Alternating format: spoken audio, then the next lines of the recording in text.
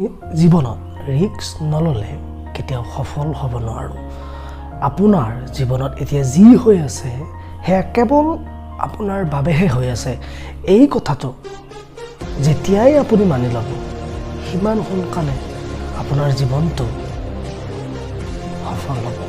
এই পৃথিৱীত এনেকুৱা এজন কোনো ব্যক্তি নাই যাৰ কোনো সমস্যা নাই, আৰু এনেকুৱা একো সমস্যা নাই যাৰ কোনো ধৰণৰ সমাধান নাই।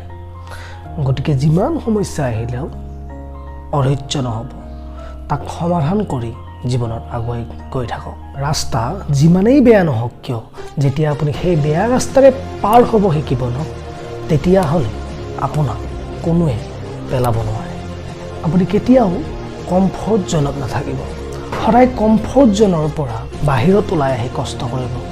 যেতিয়া আপুনি কমফৰ্ট জ'নৰ পৰা বাহিৰত ওলাই আহি পৰিশ্ৰম কৰিব নহয়, তেতিয়া কোনো ধৰণৰ পৰিস্থিতিয়ে আপোনাক হৰুৱাব নোৱাৰে।